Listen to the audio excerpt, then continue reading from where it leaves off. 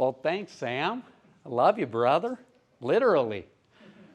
I call a lot of people brother, but he is my only true brother. We have a lot of sisters, but how cool to have a little brother that I get to look up to as well.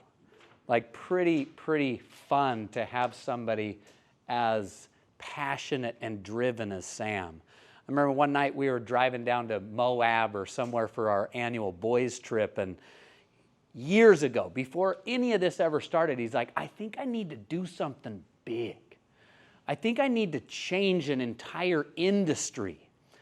And we started dreaming about this entire thing, and it was like, if anybody can do it, you can do this. Like, think of the courage that would take to take on an entire industry. Think of the freedom. Think of how many people would be like, you're crazy, you're an idiot, there's no way. There's way too much competition. You can't. You shouldn't. There's easier ways. But what did he say? I kind of wanted to say that, but I'm like, I feel like I'm in sacred ground here. Yeah. He can say it. Okay. Yeah. F that. Okay. Exactly. I'm not going to be held down by the limitations that other people put on me. I'm going to do this. Okay? And that's exactly what we're going to talk about today. My goal in the next couple of hours is to help you feel ridiculously free, limitless, to help you get rid of the fears of what other people think of you, to help you feel absolute clarity on what the heck do you really want. Not what does your mom tell you you should want, but what do you want? When was the last time you had the freedom to even ask yourself that question? What do I want? Me. What is important to me?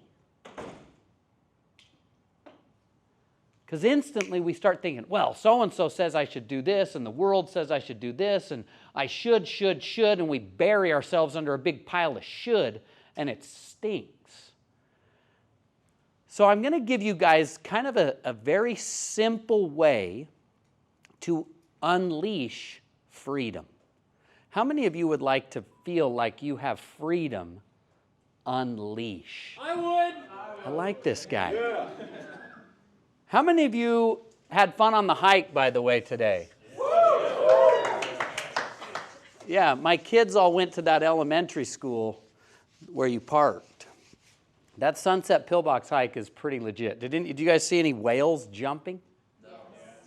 Somebody did. Somebody said yes. Okay, you have the vision. All right. Okay, you guys, today we're going to help you understand what the heck is the box? So you know the F word, like it's one of my favorite words, but I try never to use it. It's a very powerful word. But there's one swear word that has kind of surpassed the gravitas of the F word. And to me, it is literally the box. I say that and my balls kind of tingle because it's like, whoa, that, I felt that, you guys. The box, dude, it's like, it is potent, okay? So, I mean, even writing it down, I'm like, oh my gosh, it is so dang offensive to me. It is so vile to know what this has done to our world and to us as individuals. It has trapped us for centuries, okay? And that is why it is the most egregious swear word that I can think of, the box. Okay, so let's dive in to why. Why is this box so unbelievably just nasty? Okay, you're already so far ahead. I knew. She said, here, say it louder. Keeps you trapped. It keeps you trapped. Okay, I'm just going to write it up here. Now, I don't know how to spell, by the way. Like when I saw your word up there. Okay, yeah, words, you guys. We can speak them, but writing them is a very different thing. I feel like all taggarts are addicted to another weird thing. Microphones. Like I'm just drawn. If there's a microphone in the room, I'm like, give me that thing. I got to get on that mic. Like I love microphones for some reason. It's a weird taggart addiction, you guys. It's maybe part of our box. Like, look at me. I want to be seen. I just want to be praised, okay? I'm trying to overcome that part of my box. But the box is what? What do you think? What could it represent? What? Oh, gosh, wow. Society, limitations, parents. Okay, you guys are jumping way ahead. Let's simplify. Even more simple. I'm going to maybe do a little cheat thing here. It keeps you trapped. What else could it represent? A prison. Okay? The box is a prison. And it starts from the deepest part of what I would call eternity. Okay? Because I'm going to move this. Is that okay? Are you okay? Okay. I like space as well.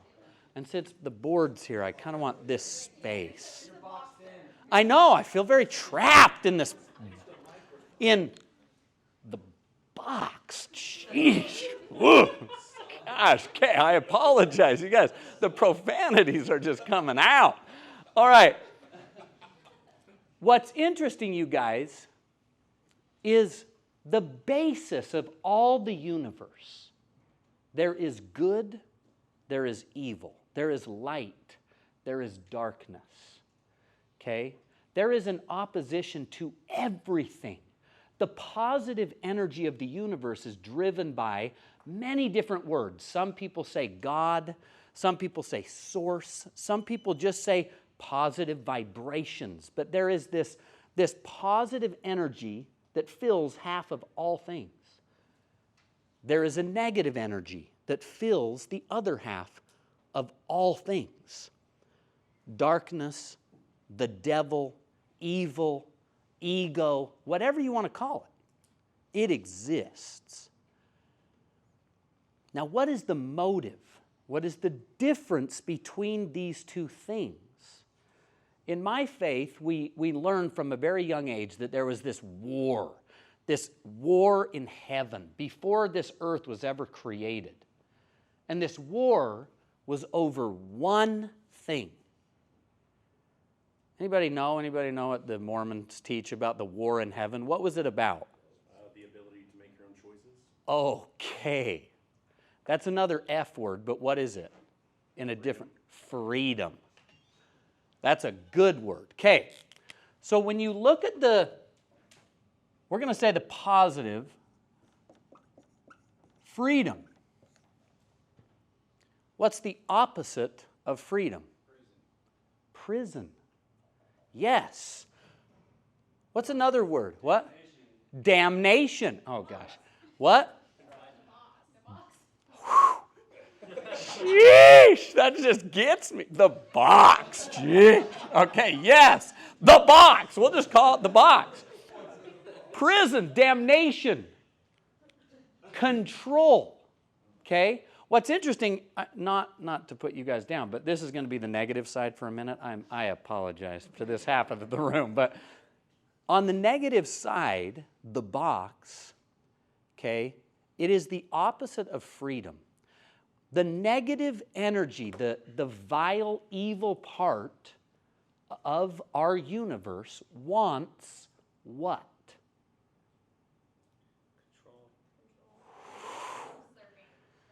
You crush. See, I mean, you're on this side of the room. I mean, you nailed it. Okay. You nailed it. Control. The positive, loving, good side wants to give us freedom. And it is driven by what? Why does God, the universe, why does it want us to have freedom? Well, you guys are on the right side. You guys are crushing. Okay, you've already taken your sides of the room very well. Okay, so this is driven by love. What is the box and control driven by? You guys are just crushing your sides of the room. Fear. I want you to think of examples throughout history, in every Disney story.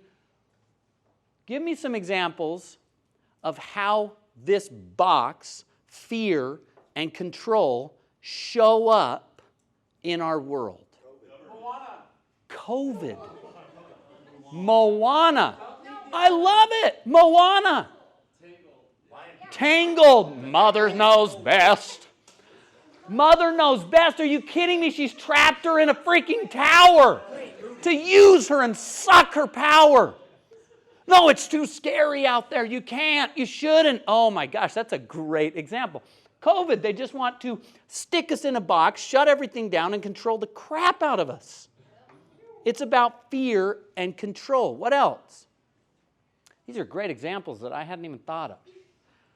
Tangled, man. I always thought of like Scar with Aladdin or, not Scar, Scar with Lion King and Jafar with Aladdin.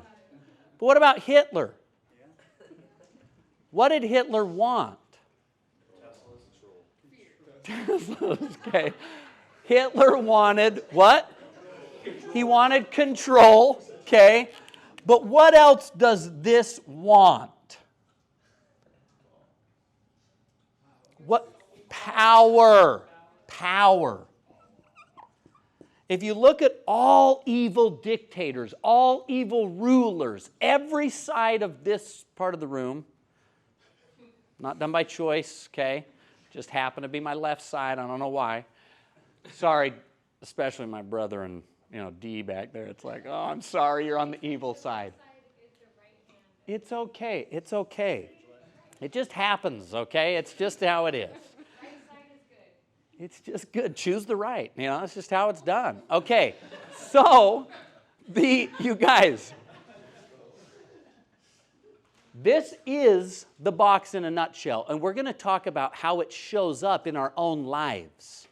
How all of us have a bit of Hitler, have a bit of Scar, have a bit of evil mother knows best. What's her name? Mother? What is it? Mama Gadugas? Gothel. What a name. Mother Gothel, okay? Sheesh. Seriously, she is pissed. She just should be. Okay, that manifests itself in us every day. That dark weakness, ego side of us shows up. We want control. We want power. We want to control everything, everyone. We want people to think and act and look just like us. And we want everyone to think that we're doing what we should be doing. Why? What is the goal of the box? What do they want us to feel? Ooh, you guys, what side of the room are you? Yep, nailed it. Okay. They want us to feel, wow. Comfortable. They want us to feel weak. Okay, of course somebody on this side. I mean, that goes in the box. Like that is... They want us to feel safe. If you do it this way, then you're safe. Then you are good. Then you're enough. If you do it my way, then I won't kill you. That's a Hitler or Cambodia killing fields or, true dictators, which is the dark side. Sorry. They want us to feel safe. Why does this control, power, evil, fear want us to feel safe and comfortable. Why?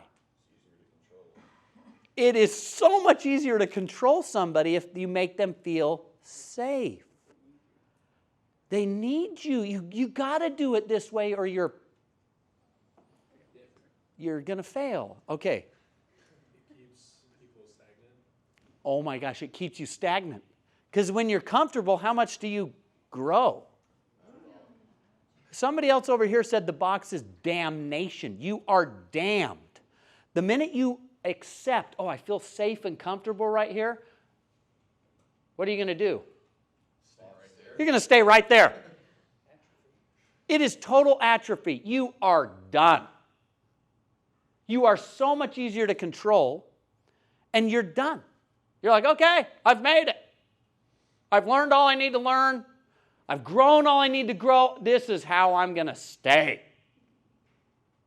And who wins? Just say it. I'll give you permission. The box. Dang it. Sheesh.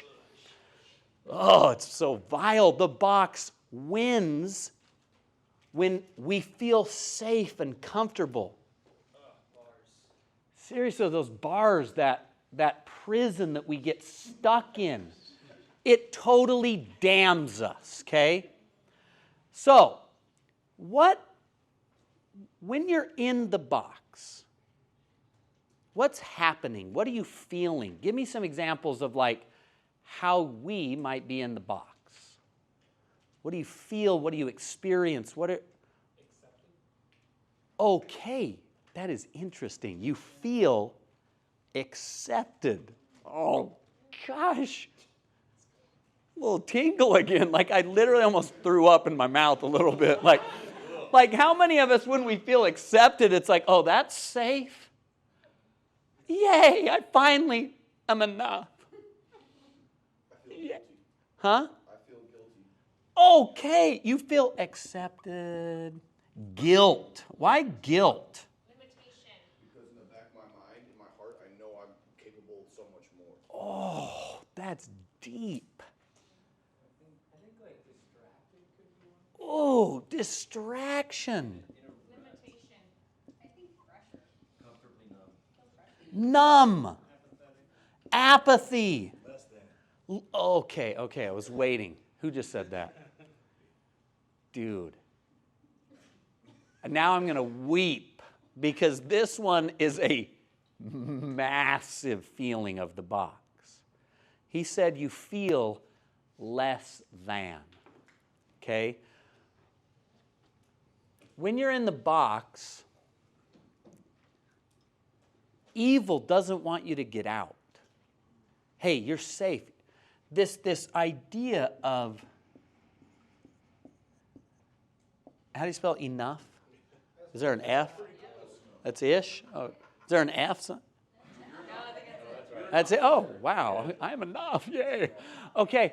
You guys, what's crazy is we feel less than. I'm not enough. Unless I do it the way I should do it, I'm not enough. I have to have that, be this, hit this thing, have this grade. I mean, I taught at BYU Hawaii for years, and it's like, what does every kid care about going to school these days? There's only one thing. No, I wish. I wanted those boys to get out there and care about chicks. No, they're too scared, you guys. I'm serious. They are so in the box, they can't even go after chicks. They can't. They are so stuck in the box. What are they? There's only one thing they care about. What?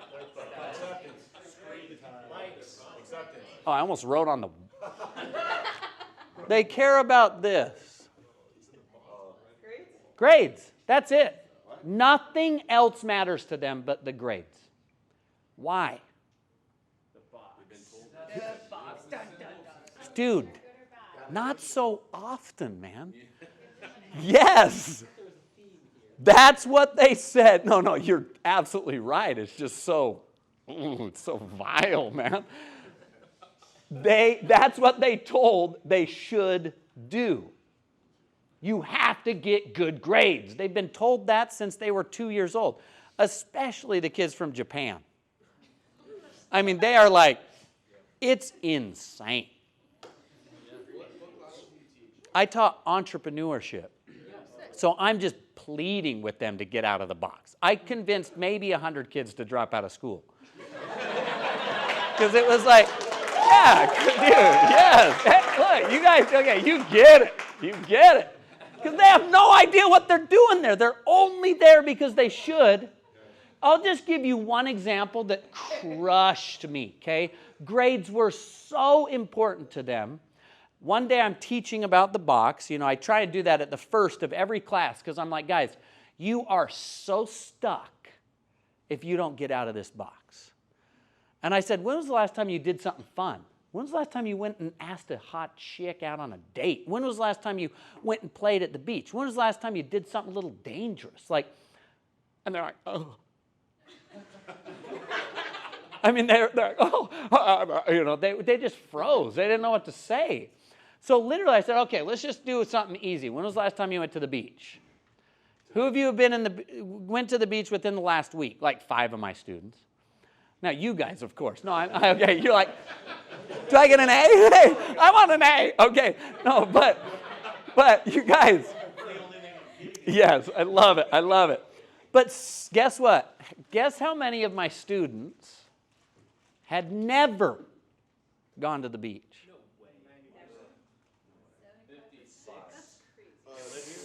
They are full-time. 4 of them had been students at BYU Hawaii for 4 years and had never gone to the beach. Great question. Great observation. Why? It's across the street, dang it! Don't tell me you couldn't afford it. Like, it's a free paradise and you can walk there in 5 minutes. Why didn't you go to the beach? Wow, I'm really watching my mouth here. I'm trying to be very good. They are filming and recording. That's why I'm a little more toned down with the old vocabulary. But you guys, why wouldn't they have gone to the beach? They've been conditioned to care so much about their grades, they thought that they'd get in trouble. They were worried, oh my gosh, my grades will slip and I'm not going to get my passing grades, my grades. I'm like, you're in Hawaii, dang it, you're a college kid. Chill the freak out. Like, gosh, they're so trapped and conditioned. I think we're going to write that word up there. Conditioned. That's conditioned-ish. Okay? They are so stuck in that box, in that prison of fear, based on what they've been taught they should do, think, and feel, that they can't walk down the street to the beach. I sat there for I brought them all those that had never been, into my office for like an hour and a half and just questioned them to really understand, are you afraid of the ocean? Do you hate sand? Like, what is going on here? Okay, and I dug into their souls, pure fear. I was also thinking, should A+ go in the box? Oh, dude, we're doing it. Not next to free. We're just going to put an A+ up here because it's not just a grade. It's that promotion. It's that car. It's that recognition, that validation that we crave. Oh, if I get to this status, then I'm enough. Hallelujah. I've made it. And then you're like, oh, okay, my life still sucks. It's crazy. You have 1.5 seconds of, I've made it. And then you're like, oh, I want more. Okay? Give me more. That is, by the way, okay, I'm just going to put it up there, more. It's a behemoth because it's the opposite of enough. We are conditioned to want, need more. But let's just sit for 1 second on the beach. Why haven't these students gone to the beach? It's not important to them. They wanted to. They wanted to go to the beach. It's fun. It's grounding. It's almost sacred. It's like the Mother Ocean is like calling them from feet away. But they are so trapped in fear that, oh my gosh, if I go to the beach, then I'm gonna fall apart and my grades are gonna suffer, and blah, blah, blah, and it's just total fear and control. After those students left my office, my very first question was, what in the heck are my beaches? Like, what are the beaches that are right in front of me? These beautiful, incredible, like, times that I could have, these gifts from God at my footstep that I'm not even stepping into because of my boxes. What are your beaches that you're just not going to because you're stuck in the box? What is trapping you because of your conditioning? What prison is keeping you from this amazing experience? And I had to ask myself, like, gosh, I do not want beaches in my life. I want total freedom. I mean, I want a lot of beaches in my life. I guess that didn't come out right. Yeah, I don't want to have hidden beaches that I'm not even aware of. That's what I mean. Okay, what are your beaches? Anybody have an idea of, like, man, I haven't done this thing because I'm afraid. Starting a business. Okay, let's talk about that one.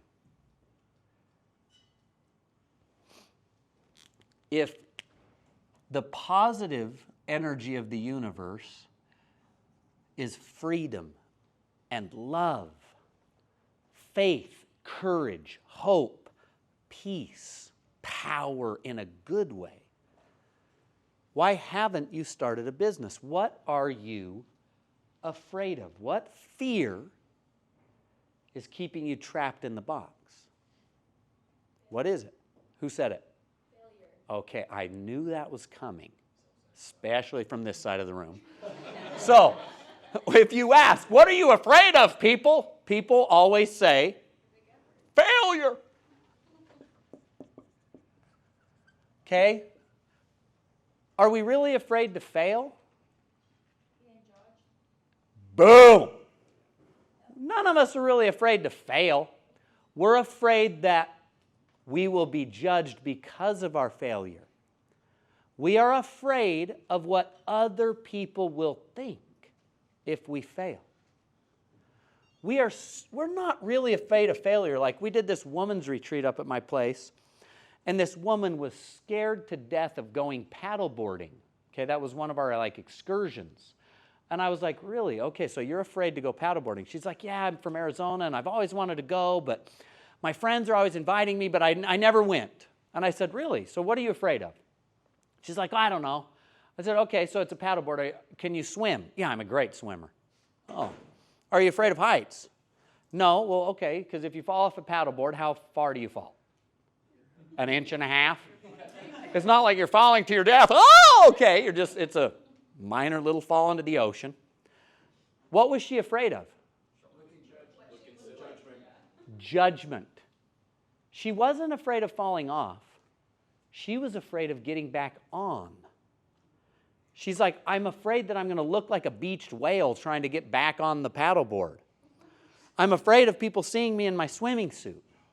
I'm afraid that my ass is just so massive and people are going to judge me. It wasn't the fear of paddleboarding. It was the fear of what other people would see, the judgment. And it stopped her from years of fun with her friends.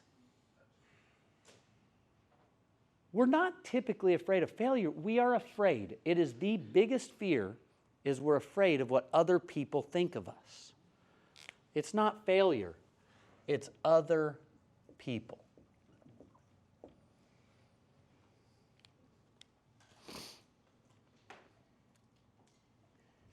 Really quick, while we're on this topic of the box, how many of you want to get out of the box? Me! Why? Let's go. You said why? Why do you want to get out of the box? Just because I don't want any more restraints on my life and my decisions that I make. I want to be able to make clear choices without others or other people or other things dictating my actions. So I want to just be clear-minded. Oh, You can't do that when you're in the box. you literally just defined freedom. He doesn't feel trapped. He doesn't feel limited. He doesn't feel numb. He doesn't feel, what the heck is that one? Apathy. He doesn't feel apathetic. Wow, that was a bad one. You guys, okay, what else? Why would you want to get out of the box? Anybody? Yeah. Circles are better. Okay, the circles are better. It's not really about the box, but it's more about a quote that can help people who fear judgment. Ooh. Because you know how everyone's like the main player in their own game, and everyone's Yes. a supporting character. Or Yes. NPC. So it's like you stop caring what other people think about you when you realize how little other people actually think about you. I love that. It's huge. I always, when I talk about this, it's like you are so afraid of what you think other people are thinking about you when they're not even thinking about you. They're thinking about them. And they're thinking about what you're thinking about them. Like, I'm so afraid of what I think other people might be thinking about me. How much of the box is driven by lies? All of it. Who is the author of all lies? The devil. Satan. Evil. Darkness wants to lie to us, to trap us and rob us of our freedom.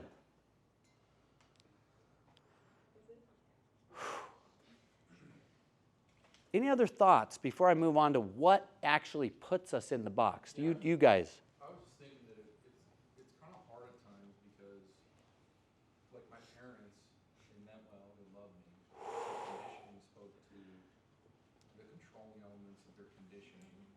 And now when you ask like the question, like what I'm nervous about, it's like that I will repeat their conditioning as not like a rut, but more or less like Oh, a reflection of what they would like to see in me. And I was talking to my wife, neither of our parents have ever left to Hawaii. And it was just like we did this thing, and I know they're both sets are judging us in ways. isn't that crazy? You're not the only one. Oh, 100%. You guys. Two moms that we almost had to fly back home because they were like, oops, sorry, we can't watch your kids anymore. Just yesterday, so you're not the only one. Oh, you guys, that is, you've skipped ahead just a smidge because there are 4 things that actually build and form these thick walls of our boxes. Okay, the 4 things. Number 1 is mom, and dad's a little smaller, but it's mostly mom, okay? Dad it depends on how you were raised. Mine depends on the sex, too. It sometimes does, but even for men, mom's approval, that loving control. What would mom say? Oh my gosh, like when I asked my students, I said, okay, imagine you just dropped out of school and you showed up and you surprised your mom. Hey mom, I just dropped out of school. Some of them, especially like from these island nations, they legitimately said my parents would kill me. Like literal death. They were like having serious anxiety attacks, envisioning walking home and being like, I just dropped out of school, mom. I'm okay, I will die. Like yeah, you will be crushed, okay? Okay, but mom and dad's number 1. But who put your mom and your dad into their box? Their mom. And that's another one. That's one of the 4, okay? But our parents, it's generational boxes, okay? Because what do our moms want for us? What do they want for us, like most? Really? Safe. They want us to be safe. They don't want us to be happy. Now, they do. They want us to be happy. They really do. But how many times do our moms want to keep us safe? Oh, you shouldn't do that. Oh, you can't wear that. Oh, you can't do that. You shouldn't do that. Hold on, we skipped you.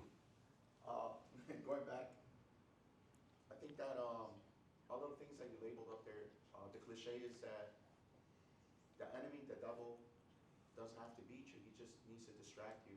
And all those things that you put inside the box, they're distractions to take our Totally. focus off our beaches.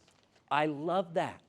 If he can distract us, like one of me and Sam's very favorite books is Outwitting the Devil. Unbelievable book. It teaches about this very deeply. But distraction is one of their greatest tools to keep us in the box. Like when I ask people, what do you really want? They're like, wow, I haven't even asked that question. Oh, I never thought about it. What an interesting question. What do I want? You mean me? Oh, I've just been doing everything I should want. I've done every single thing my mom told me I wanted. How many of my students were in school because of what? Their parents said, oh, yeah, you should go to school. It's the only option. If you don't, you're a what? Loser, failure, horrible human being. You're not enough. You're not accepted. You're going to fail. Is that true? Who's the most successful person in this room? Probably my little brother. Did you ever graduate from college? What? You loser? You failure? How dare you? He's now defined by the world of success. He's probably the most successful person in this room. Yet, he didn't go to school. I'm not saying that going to school is a bad thing, but if you don't even know why you're there, you're going because of the distractions that have been programmed into you that is what you have to do. You should. What are the words that your mother says to you all the time? Can't. Oh my gosh, okay. Can't. What else? Be careful. Careful. Oh my gosh, honey, you got to be careful. What? No. But what did you say? That's what I said. No. Yes. No. No, you can't. No. How many times did your mom say, you can't wear that? You can't do your hair like that. You can't have a tattoo, dang it. You can't. You shouldn't. You should or shouldn't, you guys, is like, it's massive. Okay, and we've been programmed like that since we were 2 years old. You have to believe this way. You have to think this way. That's why I loved teaching at BYU Hawaii, because it was so many different cultures. You know, the Chinese people were so different than the Mongolian people. The Filipinos are like the kindest people on the planet. You know, they're incredible, by the way. But just different cultures and totally different boxes. Mom, you guys, and dad are a huge one. And so how do you recognize when the shoulds, the can'ts, the programming, the box that your mom and dad gave you is holding you back? How do you even recognize it? What could you ask yourself? How I recognized that was realizing that they wanted me to achieve the success that they didn't. And Okay. And follow up the goals that they missed on. Okay, they're like vicariously living through you, yeah. You could ask, are my actions in alignment with what I want? Ooh, what a good question. Like, even just the last part, is this what I want? Because what would be the adverse of that? What they want. Is this what I want? Or is this what my mom or dad wants me to want? Or your mom and dad's box. Is this part of their box? Because what's another massive part of what you just said? Your mom and dad blank you to achieve these things. Expect. The box is massive. It's the expectations. My parents expect me to get this, to have this, to be this, to do this, to show up this way? Is this an expectation of my parents' box, or is this what I want? What the heck do I even want? How do you even know what you want if you're trapped in the damn box? You don't. You're literally choosing everything based on what your mom and dad built and buried you under the expectations, the shoulds of their boxes. Now, you guys, part of the reason Sam and I have the family we do is our parents didn't have that big of a box. My dad, from the time he was 10, he's like, hey, if you ever want to smoke weed, like, I'm with you. Let's go. I mean, he is a very religious man, but he's like, I'm in, okay? If you're getting high, I'm getting high, okay? I remember the first time I told my mom I got totally stoned in preparation to go down for spring break and just get stoned out of my mind.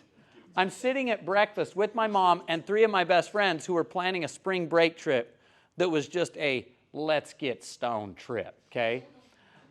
And I'm telling my mother, I'm like, oh, my mom, it was so incredible. I was so high. It was so fun. And she just sat there and she's like, that is so cool. She literally said this. She goes, I am so proud of you that you didn't smoke cigarettes. That you smoked weed instead. Because then she said, because if you smoked cigarettes, then I'd be worried that you just fell under peer pressure. And I was like, think of my best friend sitting at the breakfast table, and I'm telling my mom I just got stoned the other night, and that we're going to do spring break. Like, we are a very tight Mormon family, okay? As like Mormon as you get, basically. And my mom's sitting there telling me how proud she is of me. What do you think that made me feel? Who said it? Wow, this side of the room. Gracias. Okay. It made me feel free. Why? She loved me. She was so proud of me that I didn't fall under peer pressure and smoke cigarettes. Instead, I smoked weed. She's like, at least there's a purpose to that, you know? And I was like, wow, what a wonderful mother. My friends were flabbergasted. And the 4 of us that sat at that kitchen table, we left with all of our other friends, and none of us smoked weed ever again. Okay, recently I might have. Okay, ever. Okay, I don't want to lie, okay? But, yes, yeah, okay, way to call me on the carpet there. But for the next 20 years of my life, I never smoked weed again, okay? And so, what's interesting, though, is my mom allowed me to choose for myself. She didn't, because what if she would have said, oh, that's it. You have broken my expectations. I need to control you. You can't go. You shouldn't go. How dare you? This is so against our religion, and you're a horrible person. How dare you? What would I have? 100%. What was crazy, I would have rebelled like crazy. I would have been like, I would have become a dealer for years, you guys. I'd be in prison.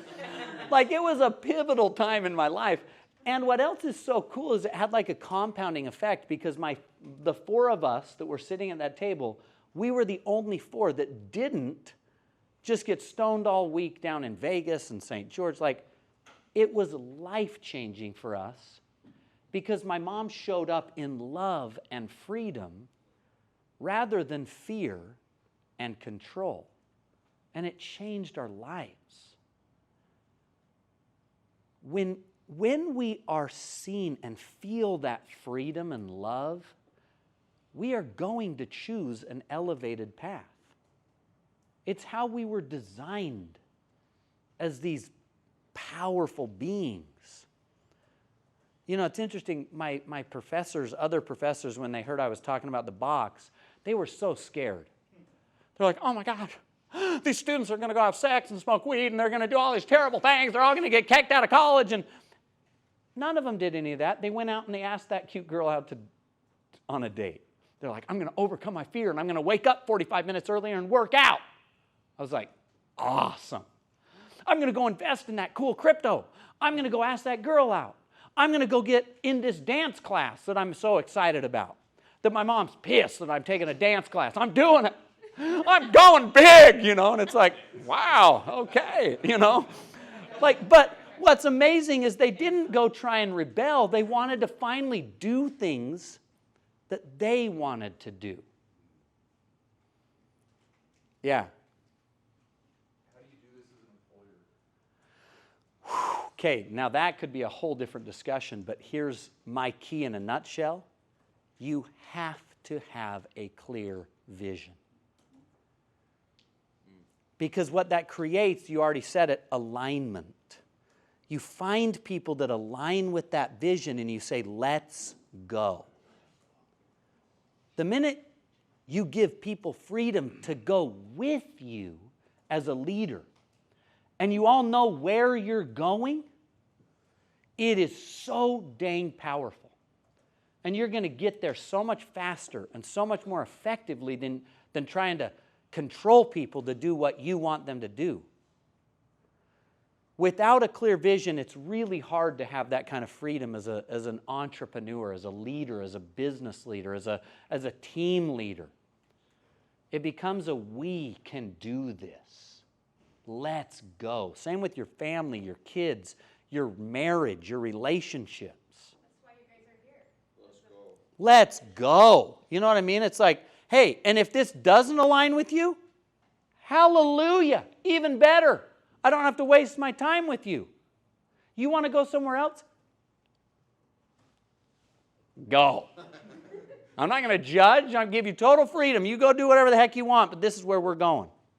So I feel like when I'm in the box, it's usually a fear of hurting myself or hurting other people. Okay. Or judgment. Okay. But I think sometimes there is a reality that you could hurt yourself or hurt somebody else in what you're doing. So how do you kind of like balance that a little bit? I think that's a very valid question. What do you guys think? How could he discover, well, wait a minute, if I step out of this box, am I going to hurt myself or others? Okay, temporarily. Expectations. Somebody else said something. Have a mentor. Oh, go ahead. Have somebody. Will you check this? Because I'm about to go out on this ledge over here that scares the crap out of me. I'm going to get away from the expectations, the shoulds, and I'm going to go do something a little wild and crazy. Okay? Just make sure you're not asking a mentor who is stuck in their own box. Hey, Mom, do you think I should do this? Heck no, boy. Get back to school, you crazy kid, I think near you. Both. I don't think it's a bad thing always to take a step in the wrong direction where you get out of your box and learn a lesson. Sometimes you have to. I agree. That's what I was going to say. The only way to grow and learn is through trial and failure. And so it's like, if we aren't hurting ourselves, like my kids came home from skiing this weekend, and I'm like, hey, how many times did you fall? Was my question asked. And one of them was like, oh, I fell all the time. The other one was like, I didn't fall once, Dad. I was like, well, that sucks. That You know what sucks. I mean? I was Why? Like, why didn't you fall? And I was like, you didn't try hard enough. You weren't. And I instead of like, oh, congrats, you didn't fall, I was like, what the freak, you didn't fall once the whole weekend? And it's that opportunity of like you pushing yourself to failure is what then creates the transformation. So it should hurt a little bit. I agree. Because the goal of the box is to keep you comfortable and safe. And I think the biggest inhibitor is, I call it like, don't limit your greatness due to one's insecurity, like others' insecurity. And it's our projection onto their insecurities. And Totally. our fear of hurting them. And in reality, it's like, if they're going to get hurt, that's their box. But like, I'm not going to limit my greatness due to your insecurities. Now I'm just playing into your box and my box. And then you'll go on a different frequency and they'll end up weeding themselves out, just like the mentor says, let them. Unless you're physically hurting them, they're probably stuck in their box. Yeah. Totally. Totally. Like you might want to ask, hey, am I gonna go to prison Is this person going to die or be physically hurt? Which is a very rare case, You guys, getting outside of the box is scary. That's how it's designed. It is uncomfortable. It is very uncomfortable to break out of this box. And lonely. It can be very lonely. Because what are we craving? Didn't we write it up here? Acceptance. We want people to accept us. Why? The number one desire of all human beings is to belong. And so why is our mom the biggest box builder in our lives? Because what happens if our mom doesn't accept us? We die, literally. She doesn't feed us, kicks us out of the house as a 2-year-old, and we die. It is literal death not to be accepted by your own mother. We crave that acceptance so much. If my mom likes me, then I'll be safe. That's how we are raised. That's why our moms have the big boxes.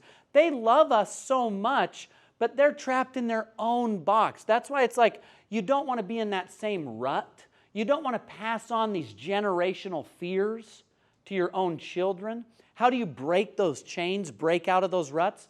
It is scary. Get out of those dang boxes. Don't do it to hurt yourself. The other big question, somebody asked earlier, I said, how do you know whether you're making a decision of, now, is this what my mom would want me to do? Is this what my mom expects me? Is this what I should do? Or is this what I want to do? You can also ask yourself, am I making this decision in fear? Or am I making this decision in love? I like to say, don't let them rent space in your brain for free. I love that. I heard this. That's what you're doing. You're doing that. You're literally allowing your mom's voice, society's voice, to just rent all this space in your mind for free.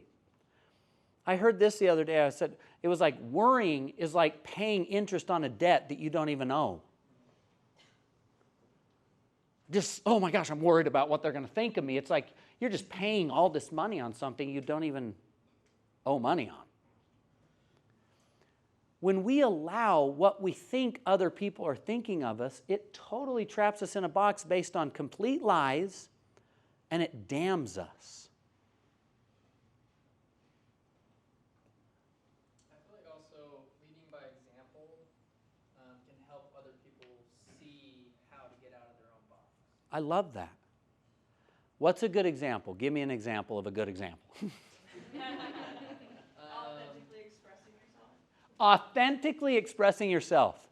When you see somebody get really vulnerable and authentically express themselves, how inspiring is that? Mm-hmm. It is powerful. You guys, one of my favorite scriptural doctrinal kind of messages is the truth will make you free. Mm-hmm. Truth is freedom. To see somebody stand in truth vulnerably, it's like, wow, that is beautiful.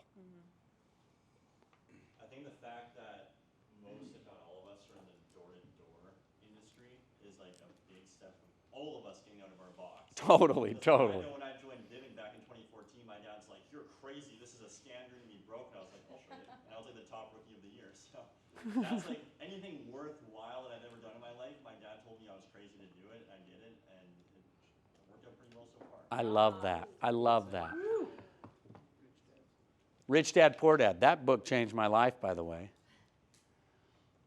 I remember when I moved here, I bought these tiny homes. I cashed out my 401ks, paid 55% in fees and taxes. What do you think my investment advisors told me about that decision? You're an idiot. I'm like, but I'm 39 years old.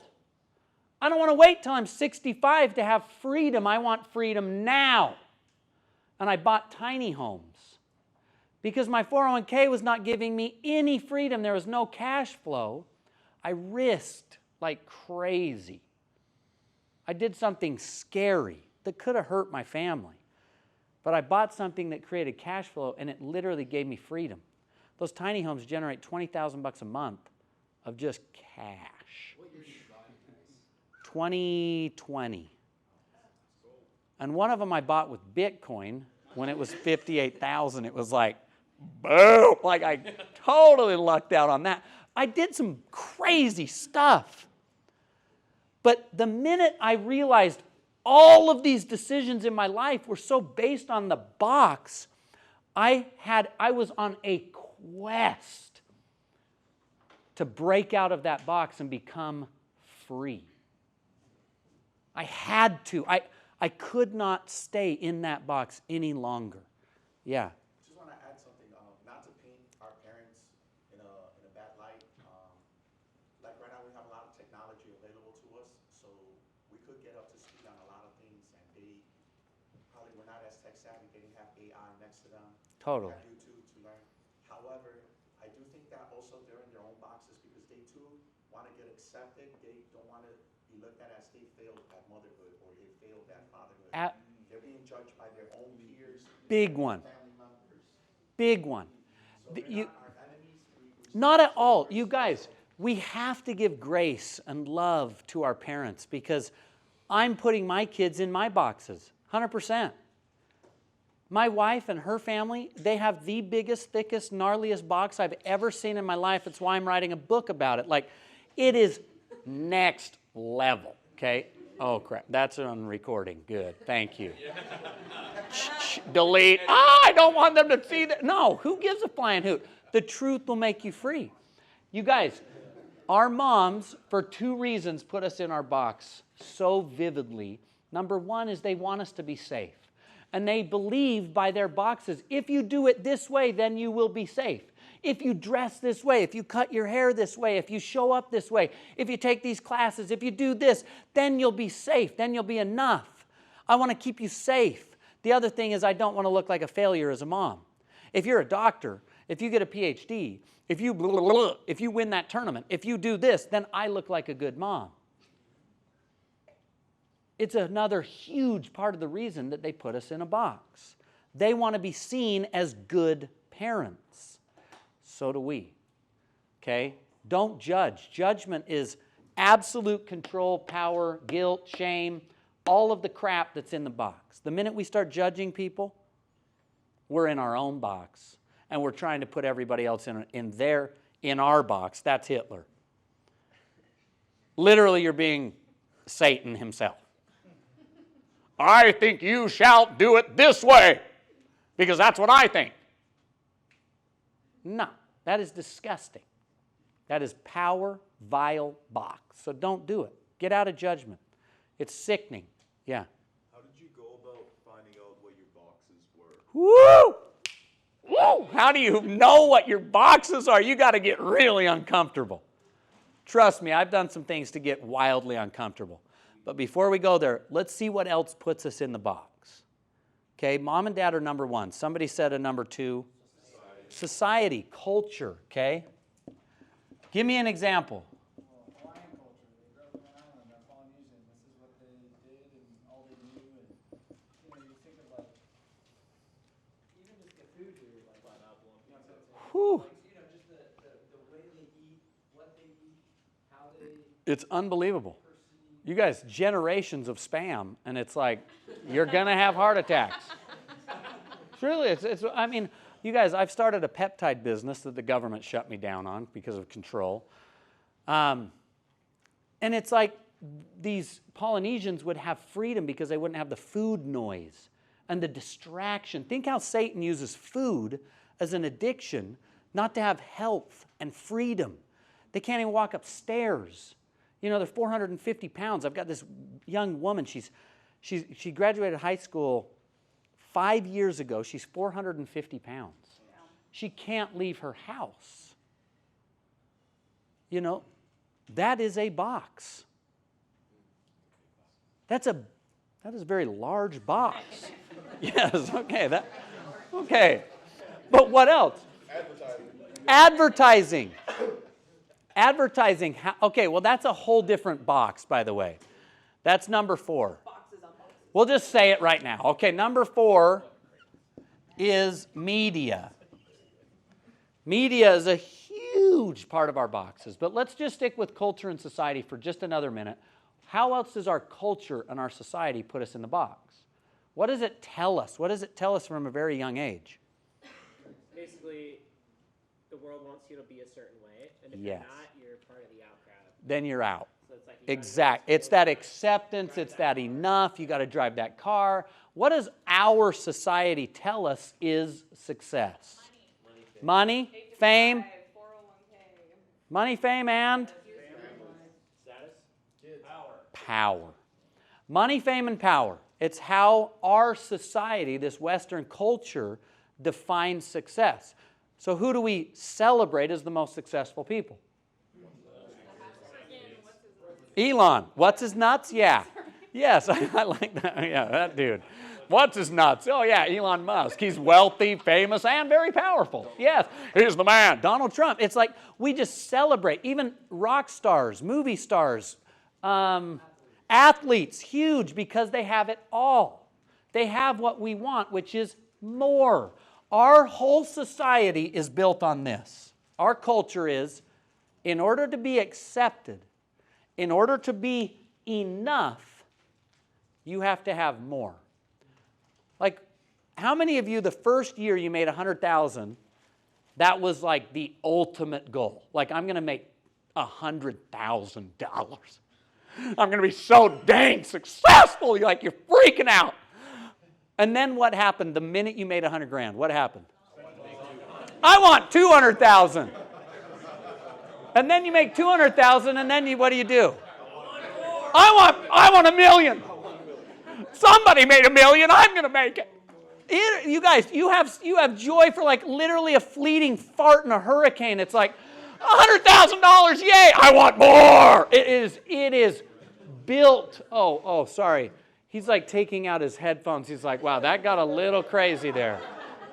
Sorry, cameraman. Okay, you guys. But the idea of our society has trained us to crave more so that we will be enough. That, by the way, has been one of my deepest rooted boxes. Because, Sam, I grew up in Park City, Utah. All of my friends' parents were millionaires. Every one of them. Like, I went to youth camps in Range Rovers. We didn't go boating in, like, canoes. We went on 90-foot yachts. Like, it was next level wealth. And I knew I needed to be a billionaire by the time I was 35, or I was a failure. That was a deep, deep-rooted box. Now, people ask, what do I do? Guess what I answer? What do you do? Nothing. They're like, nothing? What? They're so confused. What? Nothing. Yeah, I do nothing. I just am. I just be. This is the first time I've made money in a long time. I don't even know how I'm getting paid, by the way. I have no idea what I'm getting paid. I didn't even ask. It was like, oh yeah, let's go. Like, you guys, I don't care. I have no title. Sometimes I say, well, I'm a chicken farmer. I lose a lot of money on eggs. My kids sell my chicken eggs. Very big losses. Like, I just don't care. You know, I try and just mess with people because it just throws them off. People are always bragging about, oh, well, I'm a manager of, you know, who gives a flying hoot? Just, I'm a stinking human being trying not to be a human doing. I am sick of this quest for more. Yeah. So I have a question about how you point out that society highlights the athletes, Elon Musk, Trump, but all of these people are outside of the box. Yes, which is crazy. Highlighting people that are outside of the box. But how does our society tell you to be like that? Work harder. Selling you stuff. Work hard, Make more money.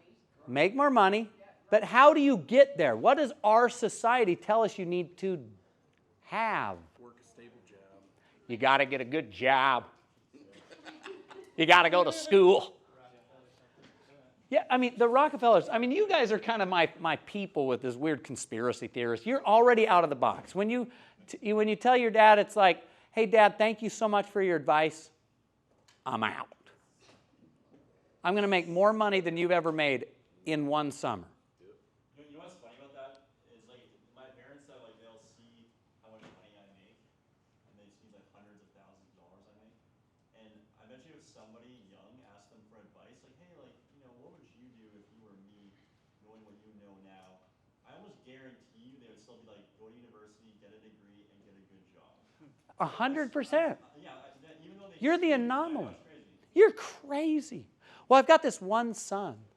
He's living his dream. It's weird, but no, that's way too scary. I would never tell you to do that. It's unbelievable. You guys, it's all lies. Elon, Trump, all these guys are so far out of the box. And that's how they've become successful. They had the courage to step out of the box. How many of the most successful people that we celebrate dropped out of college after their freshman year? How many? All of them, except Elon. Ironically, he's got a bunch of degrees in engineering. But other than him, all of them did not go to school. And yet we're like, oh, you got to go to school. You got to go to school if you want to be successful. No, none of them. Okay. You guys, our society completely traps us in the box of shoulds, of expectations. Let's talk media, okay, because that one's already on the board, number 4. What do I mean by media? Who in the heck is they? Fear-based programming. Fear. What is the media selling? Fear. But what does the media include? Why do I say media? Give me an example. Entertainment, movies, Hollywood, music, phones, social media, Netflix. How much time do you spend consuming all media? You're just, we're so addicted. It is mind-boggling. Okay, I'll give you another statistic. Thousands of students that I've taught, I asked every single one of them, pull out your phones, let's look at your screen time. What was their average screen time? 6 hours a day. That's YouTube, Netflix, social media, not texting. That's actual communication with a real human being. This is like programmed movies, ads, news. Like when you watch, how many of you guys actually watch the news? You do. What does the news say? Like the real news, like fake news, whatever we want to call it, like actual news. Wait, which guy died? This guy's Negativity. It's negativity. It's Car crash. yes. There's a natural disaster in Zimbabwe. There's a war in Ming Snook. And it's like I've never even heard of that place. Where is this?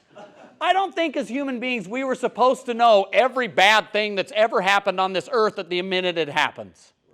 We weren't supposed to know that there's shit happening everywhere at all times.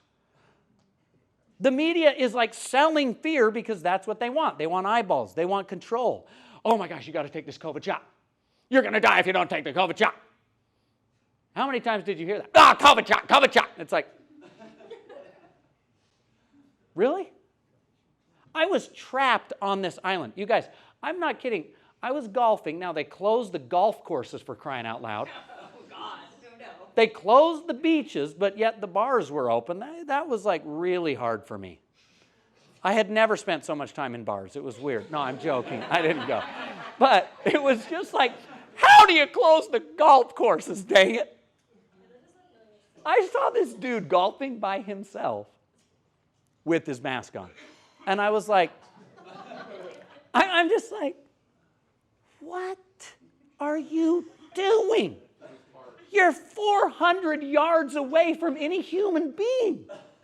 Take your mask off. Like, It was, why did they, now I apologize if we got a lot of like COVID champions in here, but for me, living in Hawaii, you guys, they closed this place down. I have so many people that lost their entire businesses because it was all tourism. I launched a van conversion rental business like March 15th of 2020. Wow. So right. It was an incredible week, you guys. Best business week of my life. That van was out there. This family was camping in my van, and then it was like, oh, well, kids, saddle up in the bed. We're going to drive this van around for a few years because no one's allowed here anymore. Dang it. Yeah. Dude, we all saw that in COVID, but I think one of the greatest ways of the opposition to control people is through the fear of ill health and death. Huge fear of ill health and death. I love that. You guys, you look at what we eat, what we do because we're afraid to die. That's a big fear. You know, it's weird though, is the fear of public speaking is a bigger fear than death in our society. Why though? Judgment. We're afraid, oh my gosh, I'm gonna spell something wrong on the board. What will they think of me? I probably have more education than anyone in this room. Probably. He has more money, I have more education. What does that say? Dang it! Why did I waste all that time and money getting educated? Okay, now, you guys, education's great for the right person that knows exactly what they want to do and it's required in your field, okay? Medical, and that's it, okay? But other than that, yes. I dropped out of medical school, so not even. Not even medical. Look at you, girl. It's a business. That's why they have the food industry. Yes. Oh my gosh, some of those.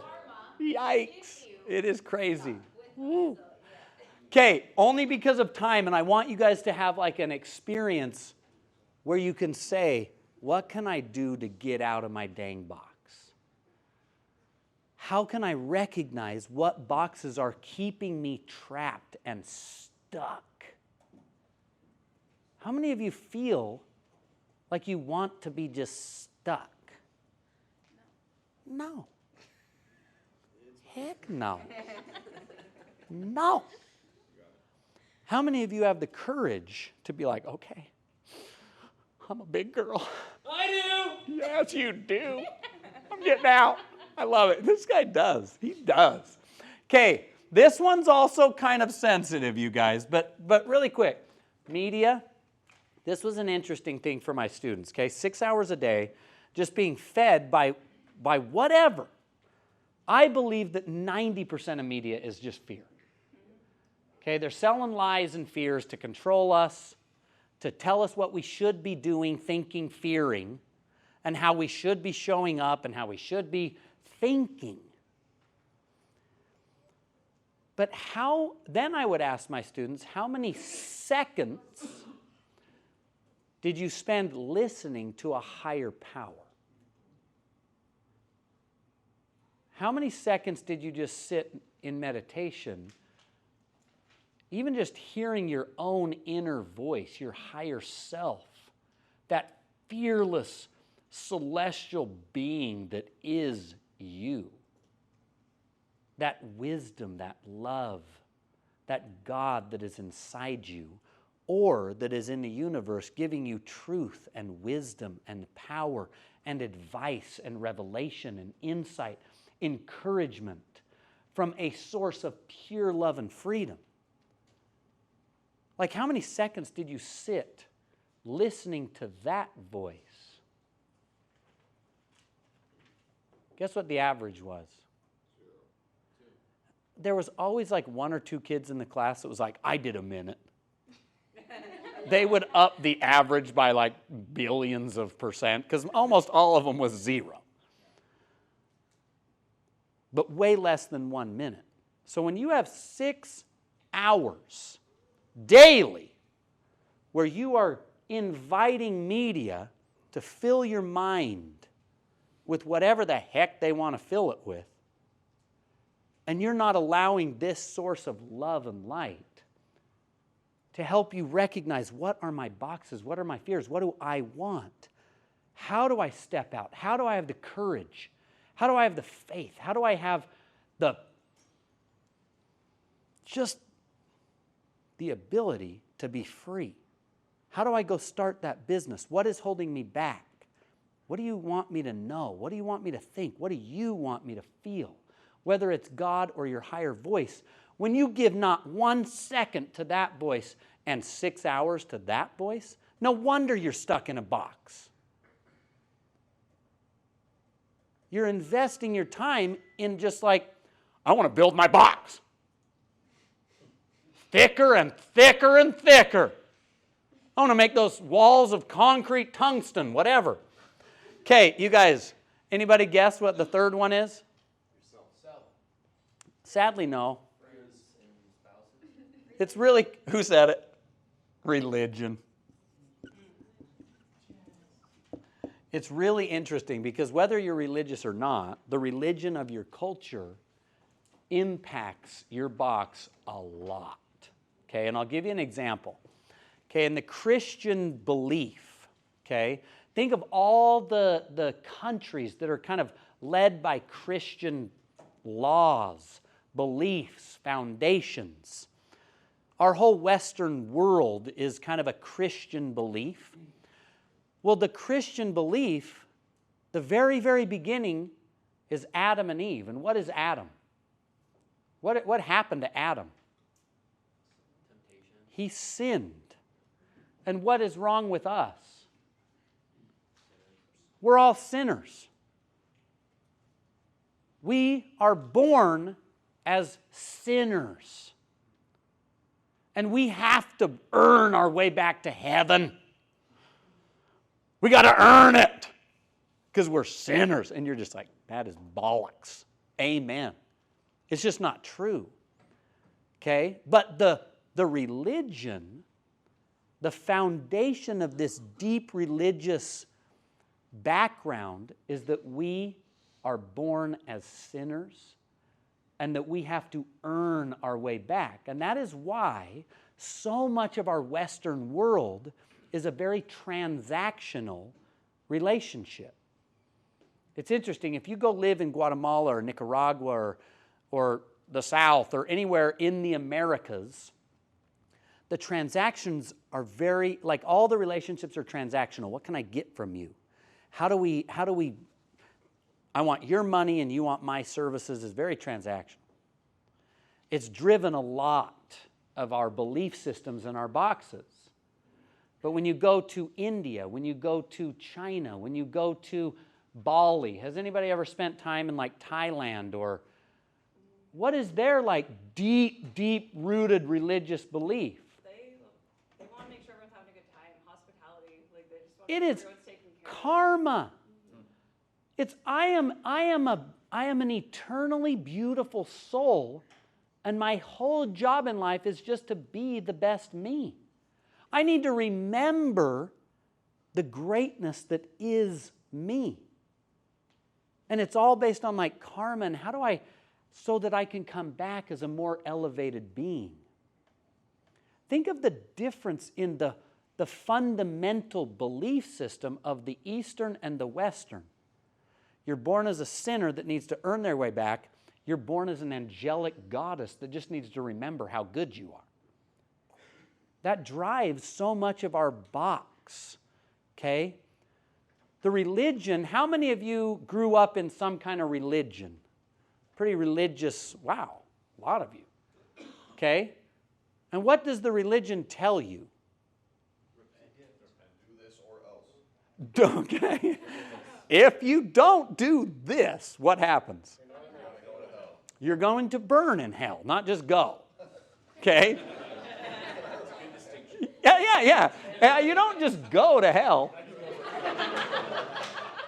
Heading to hell, guys. It's like, no! You know, you're being dragged to hell to burn for eternity. I think that is slightly a bit of fear. If you don't do this, you are in trouble. Okay? Yes, thank you.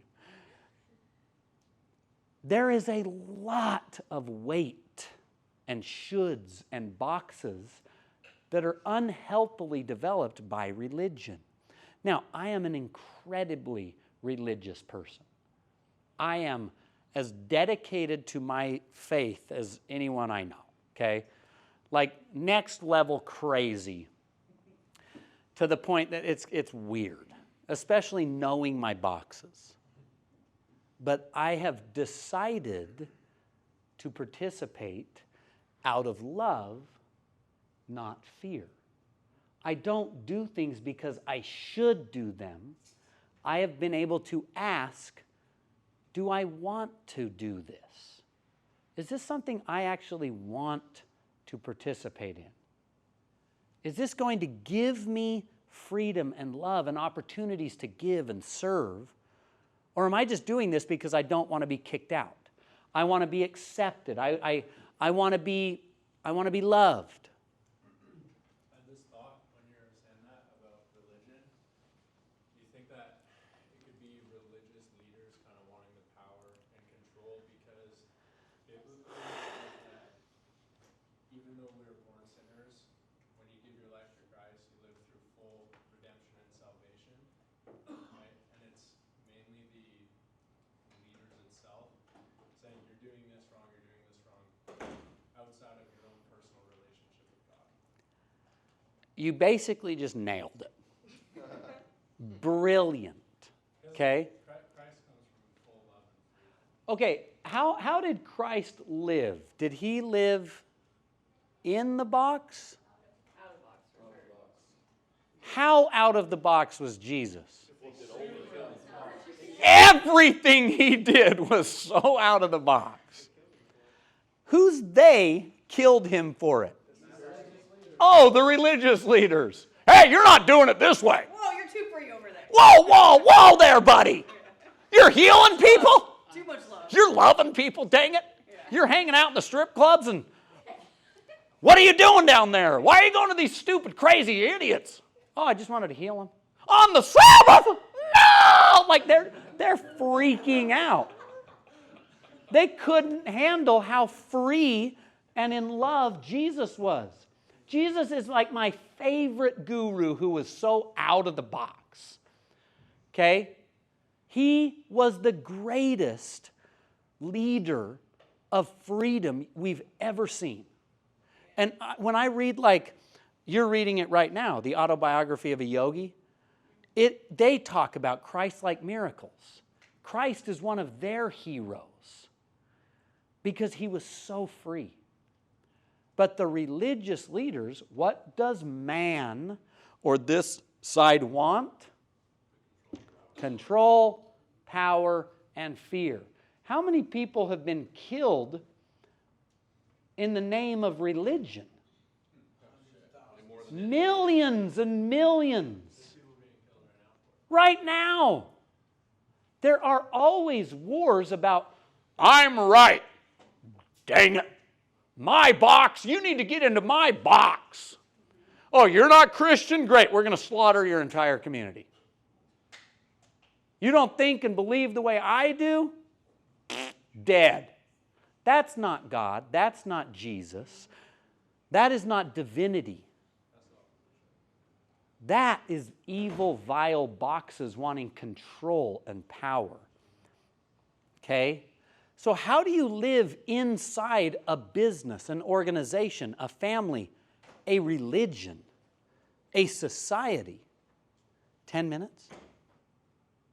Oh. You're going to put me in that box, huh? No, it's okay. Did he just tell you 10 minutes? Yes, they just said 10. Pull the card out of his thing. Go over. It's fine. Oh, I thought you said I had till 4. You got time. I thought I had till 4, but that's okay. No, don't wrap it up short. Do your thing. Whoa. He just wants to talk. That's okay, though. He's very wise. Very wise. But here's what's interesting, you guys. Whether it's the religion, whether it's the door-to-door industry, there are boxes everywhere. We have so many boxes. We all have them. How do we recognize them and break free from them so we're not weak, comfortable? We're not just craving acceptance. We're not always wanting more so that we feel like we're enough. How do we live in the world outside of can't, no, should, shouldn't, expectations? How do we break out of this box? Because when you see somebody in the box, what do they look like or feel like? Frail. What? I said they look fine. They look fine. Fine. I like that. Well, they're doing fine. Yes, just fine. How many of you guys want to have a life that's, yeah, it's fine. It's fine. That's the box. How you doing? Oh, fine. Okay, so you're an empty robot with zero hope. Yeah, you're doing fine. That's exactly what the box wants us to feel. Okay, they feel fine. What else do you see when you imagine? I don't live in the box very commonly as most people, but how do most people that you see in a box look and feel and live? Tense, uptight, agreeable, calculated, stressed, medicated. I love that. Medicated.